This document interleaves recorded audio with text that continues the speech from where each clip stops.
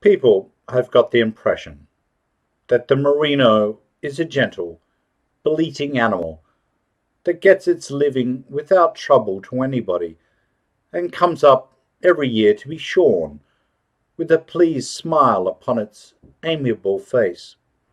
It is my purpose here to exhibit the merino sheep in its true light. First, let us give him his due.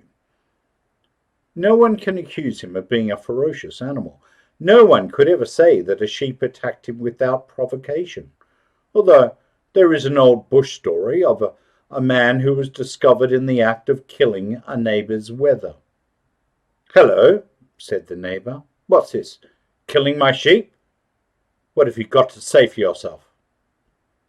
"Yes," said the man, with an air of virtuous indignation, "I am killing your sheep. I'll kill any man's sheep that bites me." But, as a rule, the merino refrains from using his teeth on people. He goes to work in another way. The truth is that he is a dangerous monomaniac, and his one idea is to ruin the man who owns him. With this object in view, he will display a talent for getting into trouble and a genius for dying that are almost incredible. If a mob of sheep see a bushfire closing round them, do they run away out of danger? Not at all. They rush round and round in a ring till the fire burns them up. If they are in a riverbed with a howling flood coming down, they will stubbornly refuse to cross 3 inches of water to save themselves. Dogs may bark and men may shriek, but the sheep won't move. They will wait there till the flood comes and drowns them all, and then their corpses go down the river on their backs with their feet in the air. A mob will crawl along a road slowly enough to exasperate a snail. But let a lamb get away in a bit of rough country, and a racehorse can't head him back again. If sheep are put into a big paddock with water in 3 corners of it, they will resolutely crowd into the 4th and die of thirst. When being counted out at a gate, if a scrap of bark be left on the ground in the gateway, they will refuse to step over it until dogs and men have sweated and toiled and sworn and heeled them up and spoke to them and fairly jammed them at it. At last one will gather courage, rush at the fancied obstacle, spring over it about 6 feet in the air and dart away. The next does exactly the same, but jumps a bit higher.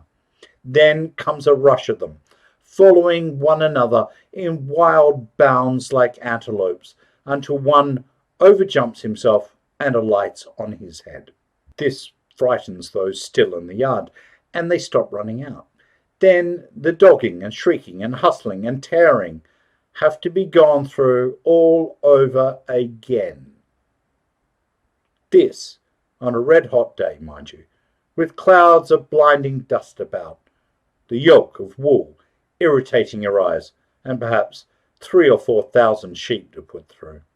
The delay throws out the man who is counting, and he forgets whether he left off at 45 or 95. The dogs, meanwhile, have taken the first chance to slip over the fence and hide in the shade somewhere. And then there are loud whistlings and oaths and calls for Rover and Bluey. At last, a dirt-begrimed man jumps over the fence, unearths Bluey, and hauls him back by the ear. Bluey sets to work barking and heeling him up again, and pretends that he thoroughly enjoys it, but all the while he is looking out for another chance to clear. And this time he won't be discovered in a hurry. There is a well-authenticated story of a shipload of sheep that was lost because an old ram jumped overboard, and all the rest followed him. No doubt they did, and were proud to do it. A sheep won't go through an open gate on his own responsibility, but he would gladly and proudly follow the leader through the red-hot portals of Hades, and it makes no difference whether the lead goes voluntarily or is hauled struggling and kicking and fighting every inch of the way. For pure, sodden stupidity, there is no animal like the merino. A lamb will follow a bullock dray, drawn by 16 bullocks, and driven by a profane person with a whip, under the impression that the aggregate monstrosity is his mother. A ewe never knows her own lamb by sight, and apparently has no sense of colour. She can recognise its voice half a mile off, among 1,000 other voices, apparently exactly similar, but when she gets within 5 yards of it, she starts to smell all the other lambs within reach, including the black ones, though her own may be white. The fiendish resemblance which one sheep bears to another is a great advantage to them in their struggles with their owners. It makes it more difficult to draft them out of a strange flock, and much harder to tell when any are missing. Concerning this resemblance between sheep, there is a story told of a fat old Murrumbidgee squatter who gave a big price for a famous ram called Sir Oliver. He took a friend out one day to inspect Sir Oliver, and overhauled that animal with a most impressive air of sheep wisdom. "Look here," he said, "at the fineness of the wool. See the serrations in each thread of it. See the density of it. Look at the way his legs and belly are clothed. He's wool all over, that sheep. Grand animal, grand animal." Then they went and had a drink, and the old squatter said, "Now, I'll show you the difference between a champion ram and a second-rater." So he caught a ram and pointed out his defects. "See here, not half the serrations that other sheep had. No density of fleece to speak of. Bare-bellied as a pig, compared with Sir Oliver. Not that this isn't a fair sheep, but he'd be dear at 1/10 Sir Oliver's price. By the way, Johnson," to his overseer, "what ram is this?" "That, sir," replied the astounded functionary, "that is Sir Oliver, sir. There is another kind of sheep in Australia, as great a curse in his own way as the merino, namely the crossbred, or half merino, half Leicester animal. The crossbred will get through, under, or over any fence you like to put in front of him. He is never satisfied with his owner's run, but always thinks other people's runs must be better, so he sets off to explore. He will strike a course, say southeast, and so long as the fit takes him, he will keep going southeast, through all obstacles, rivers, fences, growing crops, anything. The merino relies on passive resistance for his success. The crossbred carries the war into the enemy's camp and becomes a living curse to his owner day and night. Once there was a man who was induced in a weak moment to buy 20 crossbred rams. From that hour the hand of fate was upon him. They got into all the paddocks they shouldn't have been in. They scattered themselves over the run promiscuously. They visited the cultivation paddock and the vegetable garden at their own sweet will, and then they took to roving. In a body they visited the neighbouring stations and played havoc with the sheep all over the district.